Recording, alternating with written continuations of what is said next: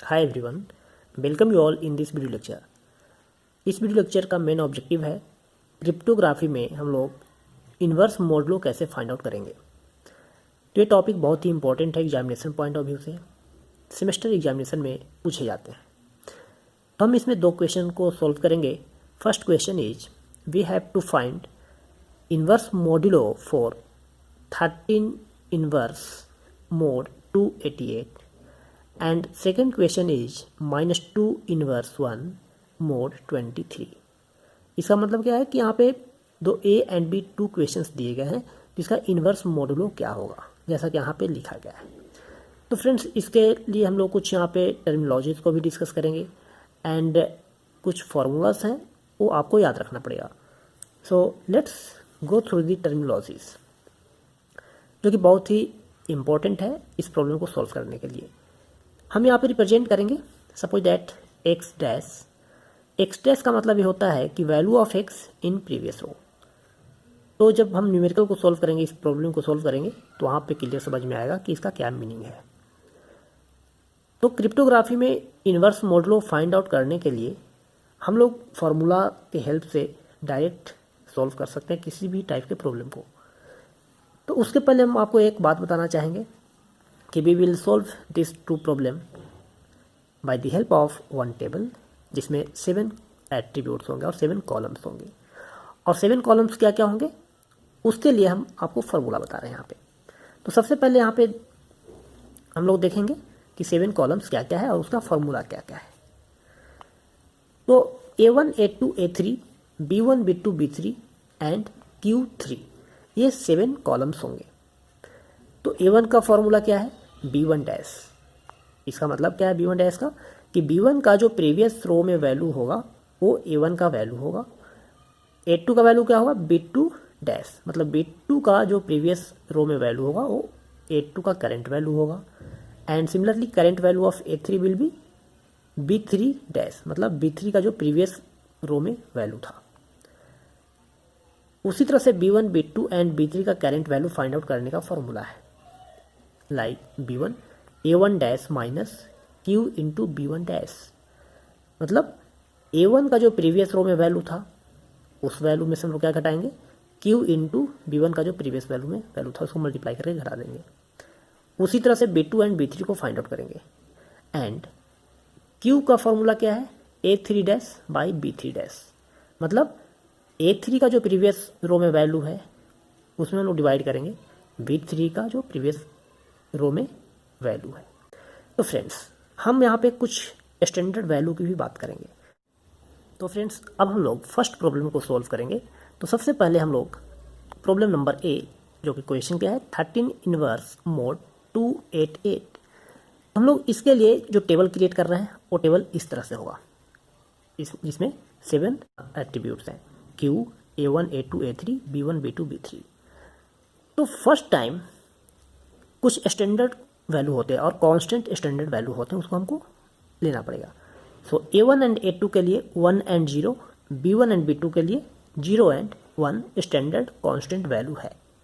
And this part 288 is the value of A3 and 13 is the value of B3 and current value of Q is dash, मतलब यहाँ पे कुछ भी नहीं है। तो ये आप किसी भी पार्टिकुलर प्रॉब्लम को सॉल्व करने के लिए आप सेम कॉन्सेप्ट को फॉलो करें। जैसे A1 एंड A2 के लिए constant standard value 1 0 and B1 B2 के लिए 0 1, ये फिक्स्ड है। और जो प्रॉब्लम रहेगा उसके अकॉर्डिंग आप A3 एंड B3 का वैल्यू लेंगे। जैसे इस प्रॉब्लम में A3 का वैल्यू 288 एंड B3 का वैल्यू 13 है। अब हम लोग नेक्स्ट रो को इवेलुएट करेंगे।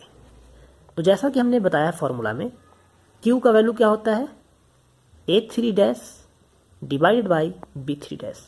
मतलब क्या है कि हम लोग इस पार्टिकुलर रो की बात कर रहे हैं। तो इस पार्टिकुलर रो में A3 dash divide by B3 dash का मतलब क्या है कि A3 का वैल्यू प्रीवियस रो में क्या था, तो 288 एंड B3 का प्रीवियस वैल्यू में क्या, रो में क्या है, 13। सो 288 divided by 13 it will become 22 point something, but we have to take integral value. तो हम यहाँ पे 22 को लेंगे, फ्रैक्शन वैल्यू को रिमूव कर देंगे। अब A1 का वैल्यू हमने क्या बताया फॉर्मूला में, B1 डैश, तो यहाँ पे देख पा रहे हैं B1 डैश क्या है 0, तो यहाँ पे हमने 0 लिख दिया। A2 का वैल्यू B2 डैश, सो 1 को लिखा, एंड A3 का वैल्यू B3 डैश, तो यहाँ पे लिखा। मतलब B1 B2 B3 जो एक कंप्लीट ब्लॉक है जो प्रीवियस रो में, वो वैल्यू यहाँ पे A1 A2 A3 का करंट वैल्यू होगा।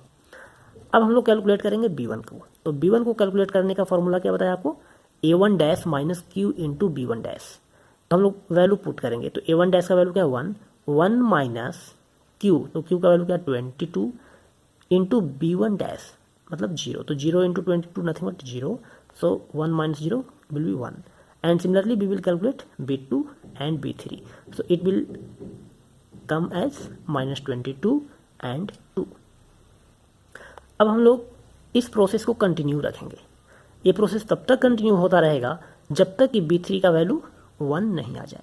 जब B3 का वैल्यू 1 आ जाएगा तो हम लोग वहाँ पे स्टॉप करेंगे, एंड उस पार्टिकुलर रो में B2 का जो वैल्यू होगा वो हमारा इन्वर्स मॉडुलो होगा, मतलब वो हमारा आंसर होगा। तो अब हम लोग नेक्स्ट रो को फिर से यहाँ पे कैलकुलेट करें और इवेलुएट करेंगे, तो Q का वैल्यू यहाँ पे क्या हो जाएगा, Q will be A3 dash divided by B3 dash, so 13 divide by 2 will be 6। अब A1 A2 A3 का वैल्यू क्या होगा, कंप्लीट ब्लॉक को हमने यहाँ पे कॉपी कर दिया 1 माइनस 22 एंड 2 को। अब B1 को हमने यहाँ से फिर से कैलकुलेट किया, तो B1 का फॉर्मूला क्या हमने आपको बताया, A1 dash minus Q into B1 dash. तो A1 डैश का मतलब क्या है, प्रीवियस रो में जो वैल्यू है A1 का, so 0 minus Q into B1 dash, so 6 into 1, तो 0 minus 6 is nothing but -6। Similarly B2 will be calculated and B3 will be calculated. तो V3 को इवेलुएट करने के बाद यहाँ पे 1 आएगा, so let me calculate this one. So B3 will B A3 dash, तो A3 डैश का वैल्यू क्या है 13 minus Q is nothing but 6 and B3 dash that is 2, so 13 minus 12 is nothing but 1। तो फ्रेंड जब हमें यहाँ पे 1 मिल जाएगा B3 का वैल्यू, तो उस पॉइंट ऑफ टाइम पे हम स्टॉप करेंगे और हमारा आंसर क्या हो जाएगा, जो B2 का करंट वैल्यू है। सो 13 inverse mode 288 is nothing but 133, so this is the answer. अब इसको हम दूसरे तरीके से समझे कि इनवर्स मॉडुलो का मतलब क्या होता है, तो हम लोग इसको इस तरीके से लिख सकते थे, 13 इनवर्स मोड 288, तो इसका वैल्यू क्या आ रहा है 133। ये सेम तरीके से हम लोग इसको इस तरीके से लिख सकते हैं 133 मल्टीप्लाइड बाय 13, और जब हम लोग इसमें मोड करेंगे 288 से, तो इसका आंसर क्या आना चाहिए, this will be equal to 1। So this is the meaning of inverse modulo, you can check it. अब हम लोग क्वेश्चन नंबर बी पे मूव करेंगे, और इसके साथ एक और इम्पॉर्टेंट पॉइंट कि यदि यहाँ पे कोई निगेटिव वैल्यू आए तो हमें सेम प्रोसेस को फॉलो करना है। हम तभी स्टॉप करेंगे जब इस पर्टिकुलर पॉइंट ऑफ टाइम पे 1 आएगा। So let me solve another problem. So इस क्वेश्चन में हम देख पा रहे हैं कि -2 इनवर्स मोड 23 है। तो फ्रेंड जैसा कि हमने अभी प्रीवियस प्रॉब्लम को सॉल्व किया है, Q इज डैश है, A1 A2 का standard value 1 0 and B1 B2 का स्टैंडर्ड वैल्यू 0 1। A3 का वैल्यू क्या हो जाएगा 23 एंड B3 का वैल्यू क्या हो जाएगा -2। अब हम लोग नेक्स्ट रोज को करंट वैल्यू से इवेलुएट इजीली कर सकते हैं। तो Q का वैल्यू क्या हो जाएगा A3 dash by B3 dash 23 by -2 that is nothing but -11। A1 A2 A3 का वैल्यू क्या होगा 0 1 -2, तो यहाँ पे 0 1 -2 लिखा। B1 का वैल्यू क्या होगा A1 dash minus B1 dash into Q, तो 0 into -11 is nothing but 0, so 1 minus 0 is nothing but 1, and similarly B2 will be calculated and B3 will be calculated। तो B3 यहाँ पे क्या होगा A3 dash means 23 minus Q into B3 dash, so -11 into -2 that is 1। जब हम यहाँ पे देख पा रहे हैं कि 1 आया है, इसका मतलब क्या है कि B2 will B answer. So for minus 2 inverse mod 23 is nothing but 11. So this is the way to find inverse modulo in cryptography.